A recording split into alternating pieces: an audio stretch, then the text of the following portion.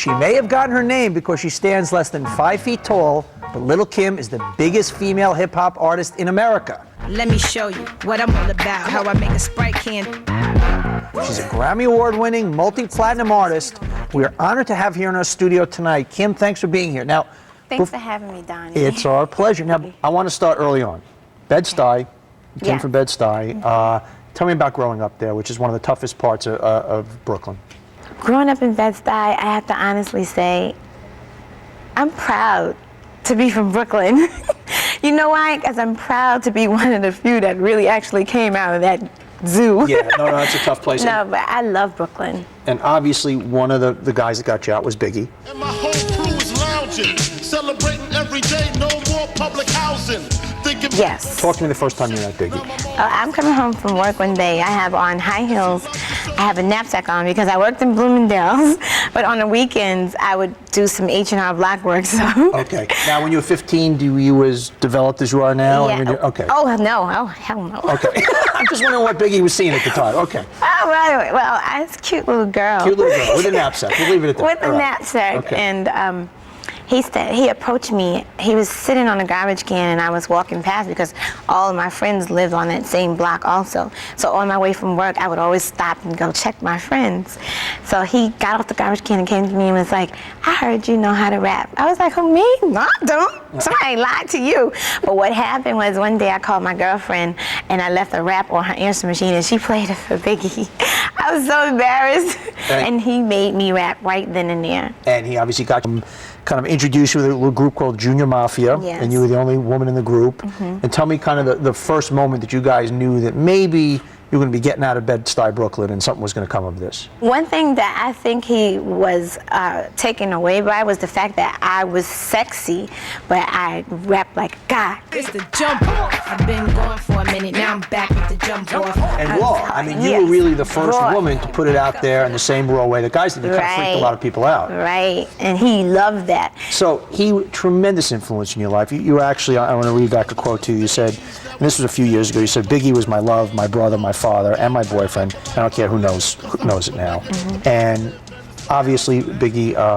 was killed a number of years ago. Rapper Notorious B.I.G. was sitting in this suburban utility vehicle outside a Los Angeles party when witnesses say he was attacked, a hail of bullets riddling his car. Take me to the moment where you found out when that happened and how that affected you. I was getting my hair done at the time by one of my hairdresser friends, and one of my friends was a guy friend that was there in my house. He's really cool with the family. He had left out earlier, and then he came right back banging on the door. Him and one of my girl best friends, they're banging on the door, and I'm like, "What the hell you want? Stop banging on my door like that."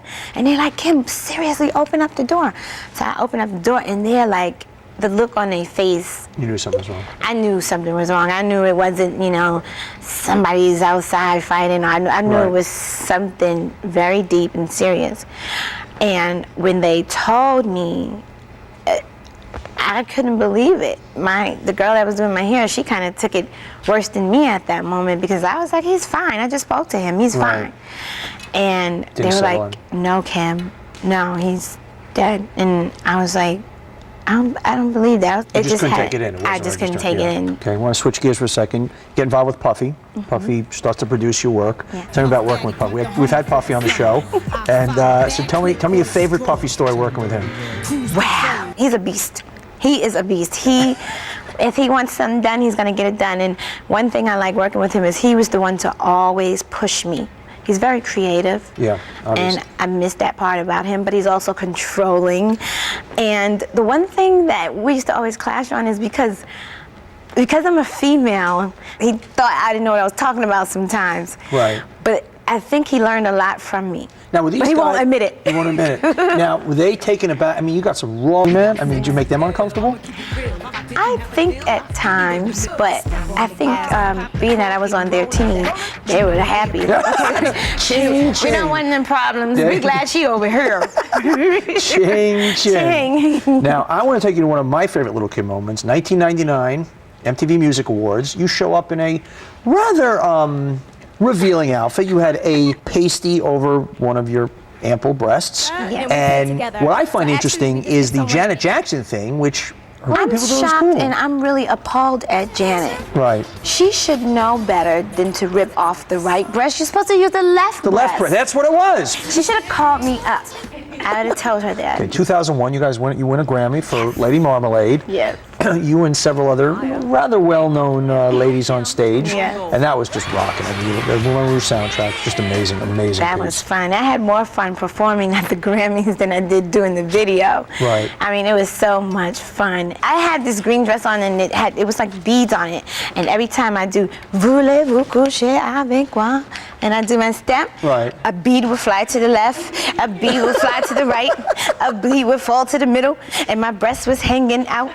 And I was like, but you know, we managed to keep our cool and still be able to sing during all of those malfunctions. That's great. You guys were great. Yeah. Now, you held a press conference. Obviously, got a lot of attention on it. Well documented perjury charges against you. I felt it was very important for the whole world to know that I am innocent of the charges that I am accused of. Why did you decide to do a press conference? Well, I felt it was time to speak. I felt it was time for people to hear my side. And I felt it was time for the public and the media, those who don't really know the real Kimberly Jones. I felt it was time for them to get to know me. As I said earlier, I'm innocent, and that will be proven. I'm a good person, and anyone who knows Kimberly, Little Kim Jones, knows that. All right, we'll switch gears for a second. You have something, a little bling on your wrist here. You want to talk about that at all a little bit? Yes. I believe we have the royalty line by Lil Kim. Yes, Royalty by Lil Kim is a bold, very sophisticated, and sexy watch, like me. And I just love this watch, and I'm very proud of it because I designed it. What I find interesting is every top hip hop artist, whether it's Jay-Z, whether it's Puffy, whether it's Damon, a businessman, yourself, there's this new world of across the board platform, whether it's just, okay, we're not just artists anymore, we're going to be selling this, we're going to be selling this, and it's just hip hop has become just kind of almost an engine to drive businesses just across America. It's a phenomenon. Well, yeah, we are very powerful. Yeah. We have, our voices are powerful, and that's why it's always a big stink about the hip hop community. That's why things are always happening. That's why we're always singled out, if you know what I mean. Why is the hip hop community? One could argue that hip hop is actually bringing the world together. I mean, it's the first time you walk into a club now. It's black, it's white. That was never. So why do you think that hip hop is being kind of signaled out? People look at the hip hop community because it's so strong and powerful these days. We have a voice. You're threatened by it. And we get threatened by it, and we can probably run for mayor and win. Damn straight. Does that mean we're going to see you running for mayor? Oh, shoot. I have to do a little bit more homework first because I'm not one to preach and not know everything. Thank you for being here. Thank you. Good luck.